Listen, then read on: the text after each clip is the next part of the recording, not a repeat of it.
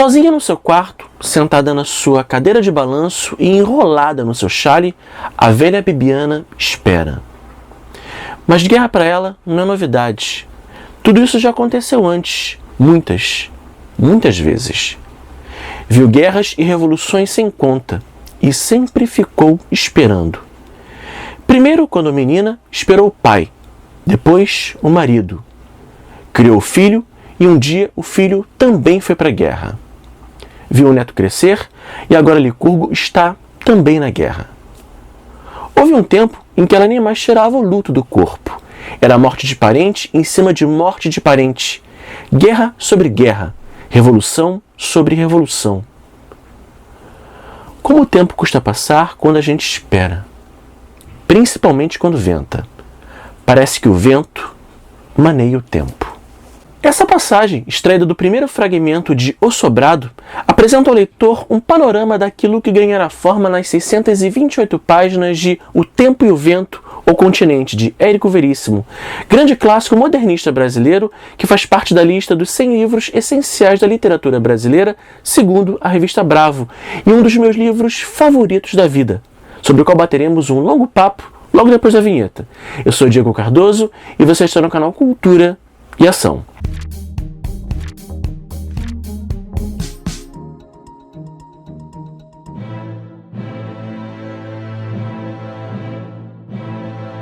Publicado por Érico Veríssimo em 1949, o romance histórico O Continente é o primeiro volume da trilogia O Tempo e o Vento, que, em conjunto com os livros O Retrato e O Arquipélago, percorrem 200 anos de trajetória da família Terra Cambará, cuja história se entrelaça ao processo de formação político-social do estado do Rio Grande do Sul.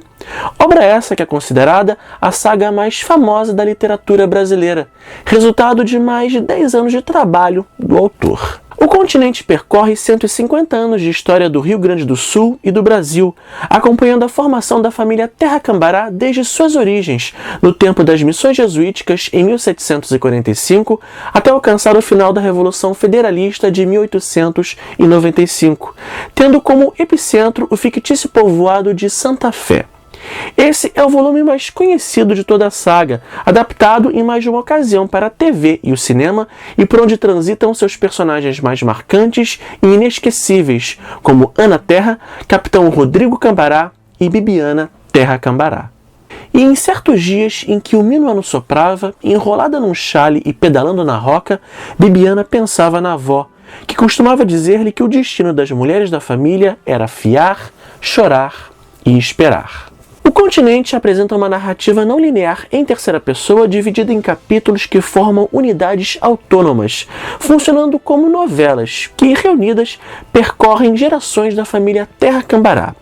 Dessa forma, essa obra é estruturada em 7 episódios: A Fonte, Ana Terra, Um Certo Capitão Rodrigo, Ateniaguá, A Guerra, Ismalhacaré e, por fim, O Sobrado, cuja narrativa representa o final cronológico desse volume e que, por sua vez, é fragmentado em 7 partes que intercalam e emolduram os outros segmentos desse romance. Sendo assim, os outros capítulos se desenvolvem em retrospecto, revelando as origens míticas e históricas desse clã familiar e sua relação com fatos que marcaram a história do Rio Grande do Sul, ou o Continente de São Pedro. Após o primeiro fragmento de O Sobrado, ambientado em 1895, a história retrocede 150 anos até 1745 no capítulo A Fonte, cujo título sugestivo já nos antecipa a ideia de origem do clã, através da figura de Pedro Missioneiro, um índio mestiço, nascido e criado na missão de São Miguel, que é dotado de visões premonitórias. Nesse segmento temos um panorama de como era a estrutura das missões jesuíticas dos 7 povos das missões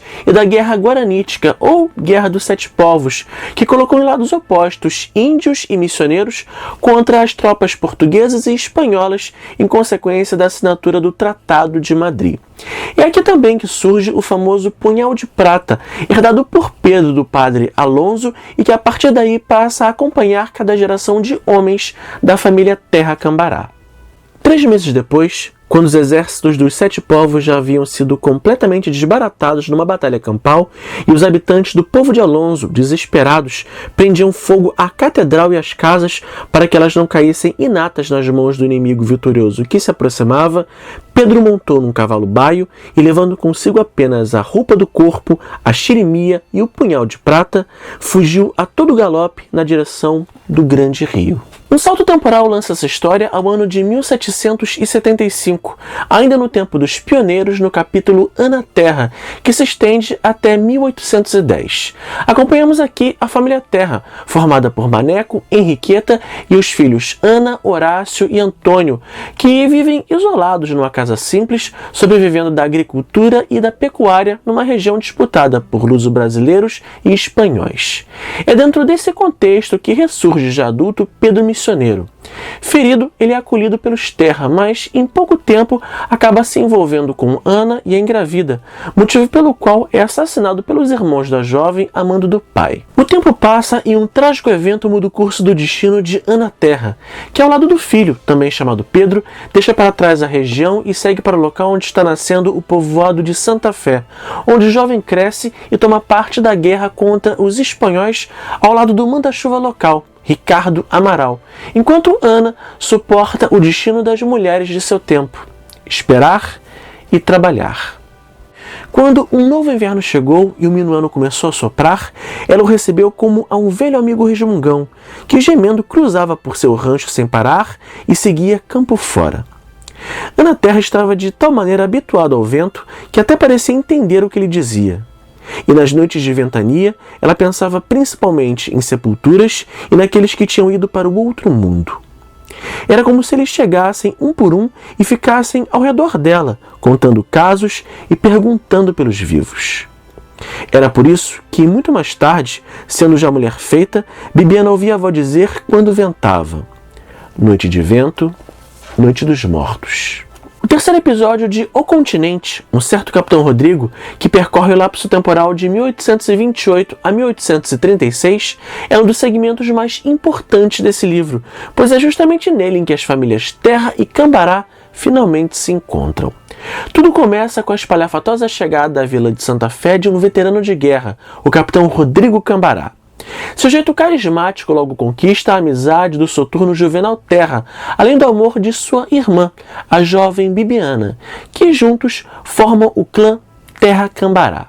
Esse enlace, no entanto, inicia também uma histórica rixa com a poderosa família fundadora de Santa Fé, os Amaral. Seguindo a mesma proposta dos capítulos anteriores, temos como principais fatos históricos relacionados a essa passagem o início da imigração alemã para a região e a famosa Guerra dos Farrapos, da qual o capitão Rodrigo tomará parte, lutando ao lado de Bento Gonçalves, conflito esse que alcançará a vila de forma apoteótica no final da narrativa. Toda a gente tinha achado estranha a maneira como o capitão Rodrigo Cambará entrara na vida de Santa Fé.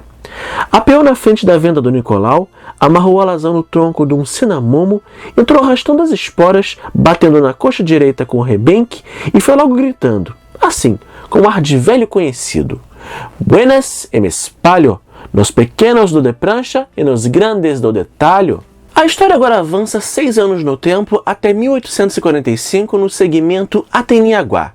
Nesse período, Santa Fé cresceu e foi elevada ao status de cabeça da comarca de São Borja, recebendo também novos habitantes, colonos alemães principalmente, dentre os quais o médico Carl Winter, personagem que é testemunha dos principais acontecimentos da região, como a chegada do negociante pernambucano Aguinaldo Silva e a construção de seu imponente sobrado, no terreno que antes pertenceu a Pedro Terra, perdido como pagamento de uma dívida. Ávida por recuperar o espaço da família, Bibiana estimula o relacionamento do filho Bolívar com a única herdeira do negociante, a neta Luzia, uma jovem instruída de personalidade perturbadora e cruel, que proporcionará ao marido uma vida bastante infeliz, mas que terá como fruto justamente Licurgo Terra Cambará, futuro protagonista de O Sobrado.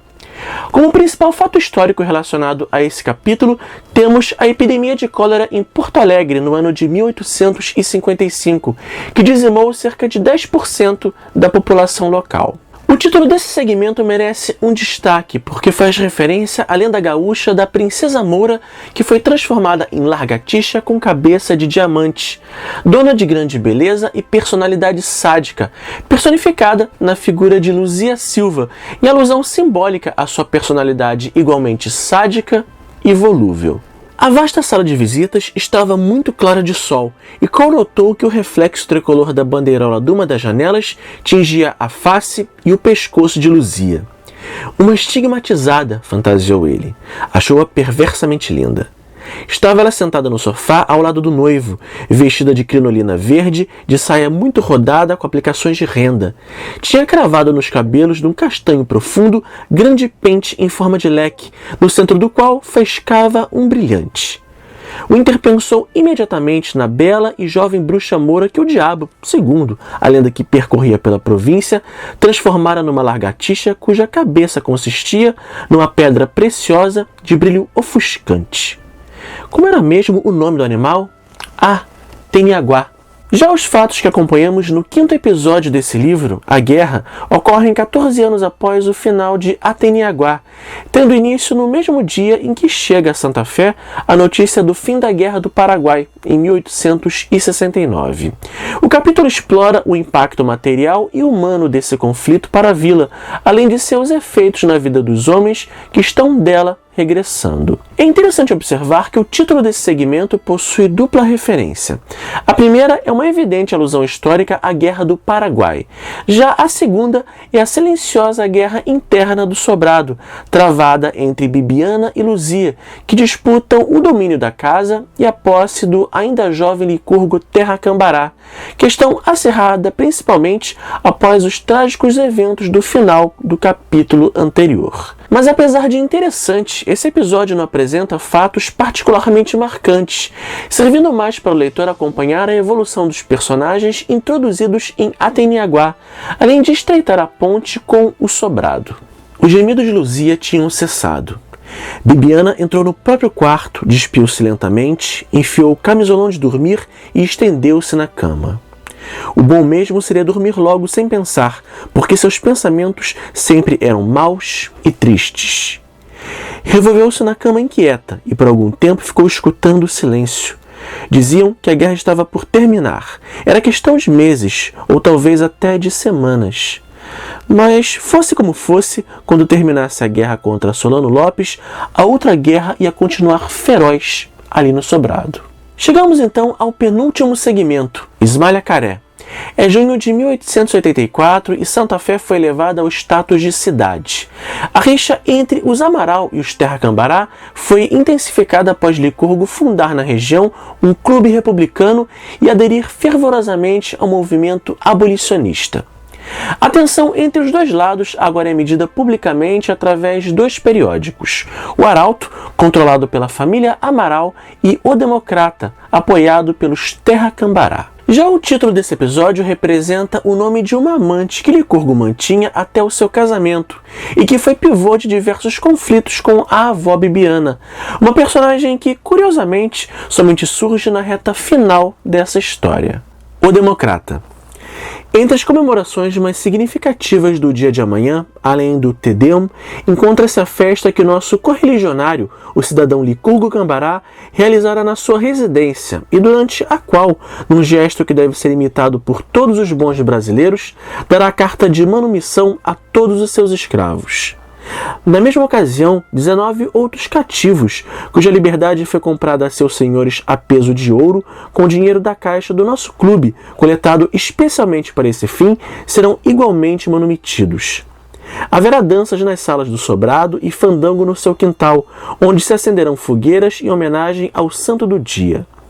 O Sr. Cambará não fez convites especiais para essa festa de fraternidade e humanidade, mas por nosso intermédio convida a tomar parte nela todos os santafezenses e forasteiros que simpatizam com a ideia abolicionista e que, mesmo não sendo republicanos, desejam ver implantado no Brasil um regime verdadeiramente igualitário. Por fim, arrematando essa história, temos a narrativa fragmentada de O Sobrado. Toda a ação desse segmento ocorre entre os dias 24 e 27 de junho de 1895, lançando o leitor em meio à efervescência política do final da Revolução Federalista.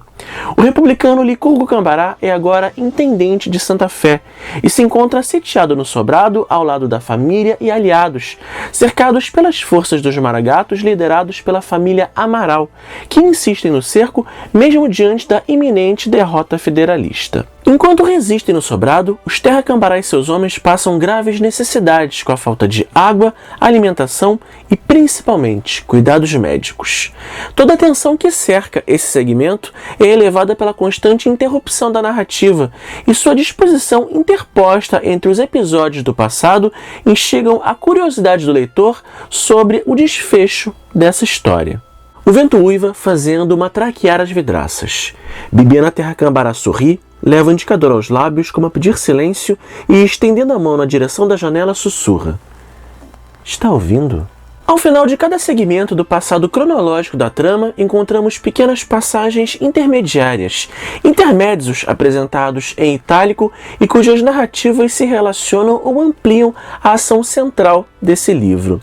É no intermédio após a fonte, por exemplo, que a linhagem do capitão Rodrigo Cambará é revelada ao leitor. Estava cansado de índias e chinas tostadas de sol com gosto de poeira e picumã. Queria agora a mulher branca. Foi por isso, só por isso, que na noite daquele domingo tirou Maria Rita de casa. E agora lá vai ele, com a ruiva na garupa. Perdi a conta do tempo, mas se não me falha a memória, devo estar beirando os 50. Resolvi mudar de vida, requerer Maria, fazer casa, parar quieto, ser um senhor estancieiro, ter mulher, gado, cavalos e filhos, todos com a minha marca.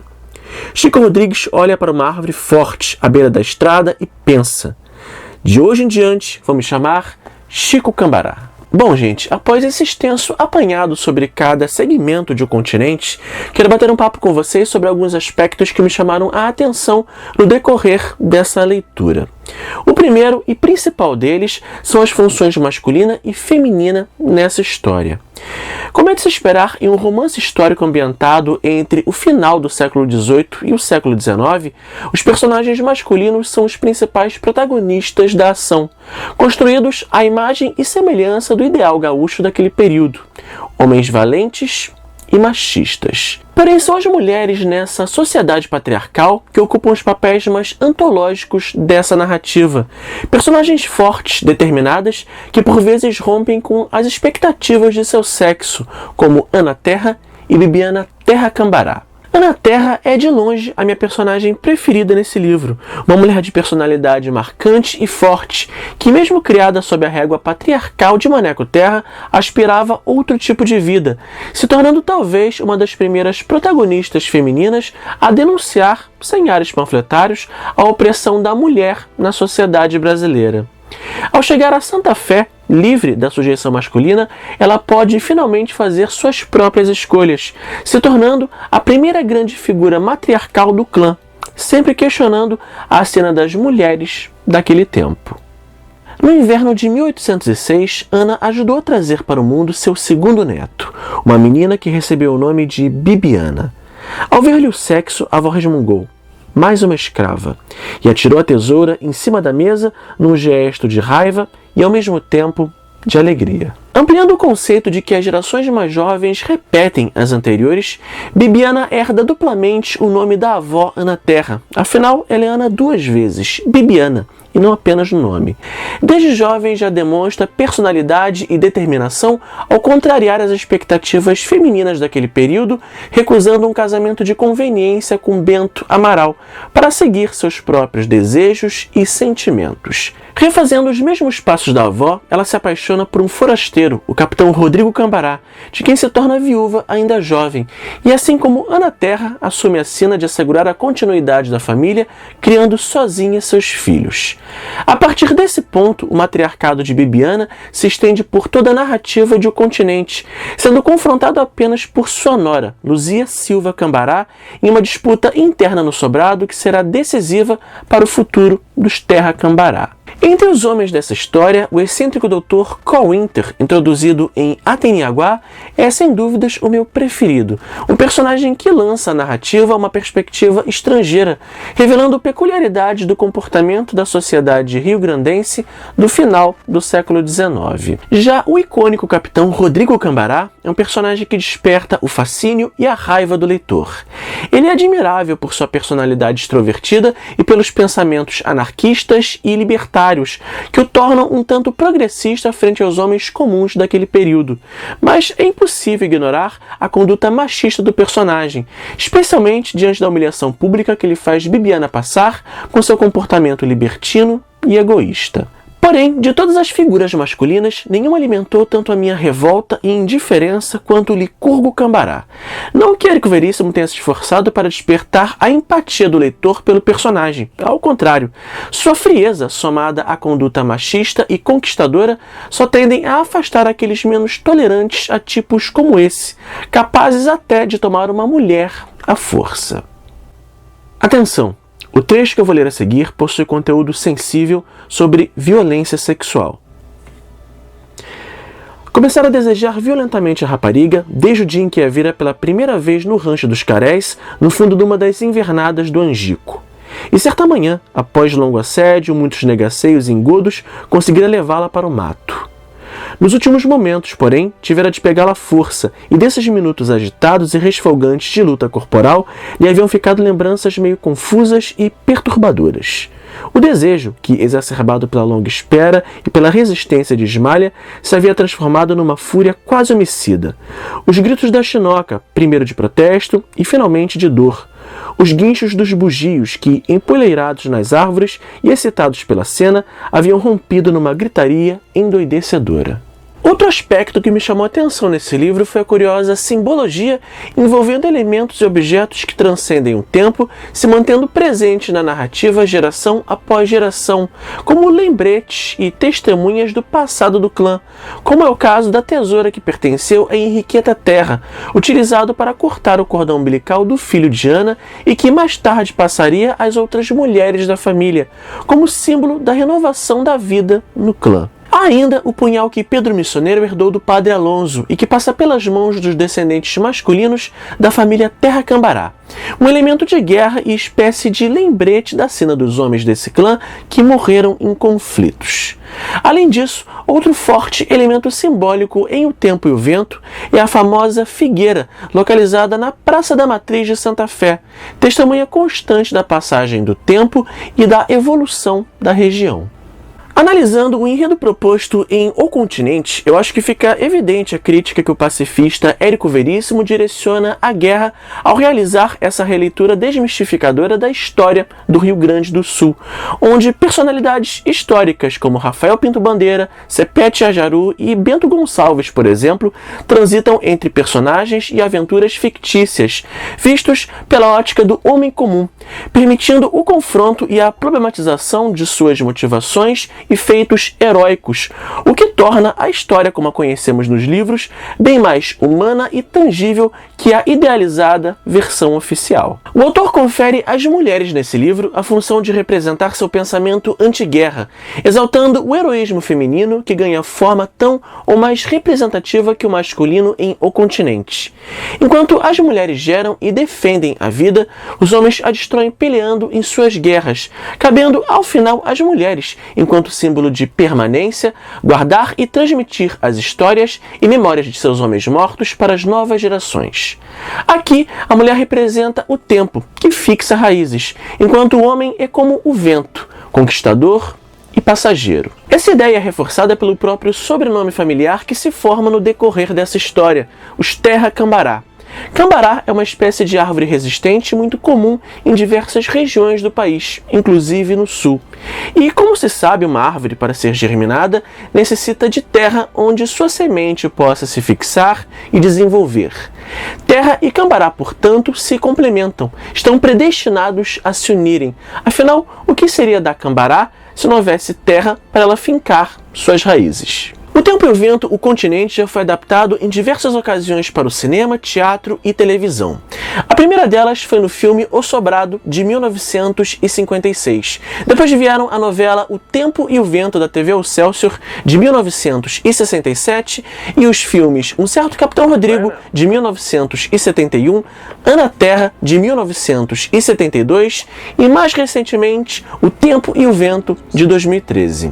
Porém, a produção mais conhecida e cultuada pelo público é sem dúvida a da minissérie O Tempo e o Vento, realizada em 1985 pela Rede Globo de televisão, com direção geral de Paulo José, que adapta os segmentos O Sobrado, Ana Terra, Um Certo Capitão Rodrigo e Ateniaguá.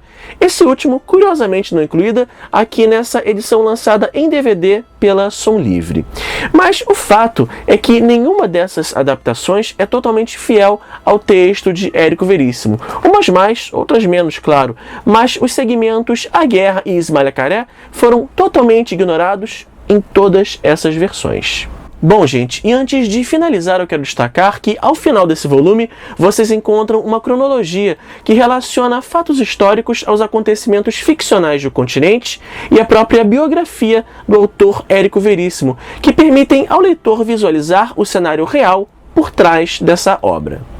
O Tempo e o Vento, o Continente, é atualmente publicado pela editora Companhia das Letras e pode ser encontrado em duas apresentações. A tradicional, dividida em 2 volumes, ou a econômica, igual a essa minha aqui, em volume único. Além disso, os segmentos Ana Terra e Um Certo Capitão Rodrigo também foram publicados individualmente. Agora, para quem quiser saber mais sobre O Tempo e o Vento, eu vou deixar aqui a recomendação de 2 leituras complementares. O primeiro é o Cadernos de Leitura de Érico Veríssimo, que fala sobre diversas obras do autor, incluindo segmentos de O Tempo e o Vento. Ele pode ser encontrado no formato físico em sebos a partir de R$ 5,00 ou no formato digital para download gratuito no site da própria Companhia das Letras. A outra leitura que eu recomendo para vocês é o do livro de memórias Solo de Clarineta, volume 1, de Érico Veríssimo, onde ele fala em diversos momentos sobre o processo de criação da saga O Tempo e o Vento. Aqui na descrição do vídeo você vai encontrar links para adquirir esse e os outros livros que eu citei através do site da Amazon. Lembrando que ao comprar através deles, o canal recebe uma pequena comissão sem que sugere qualquer custo adicional para você, e desde já eu agradeço. Se você gostou desse vídeo, não esqueça de curtir e compartilhar para ajudar a divulgar e de se inscrever aqui no canal caso ainda não esteja inscrito. Até o próximo vídeo. Tchau, tchau!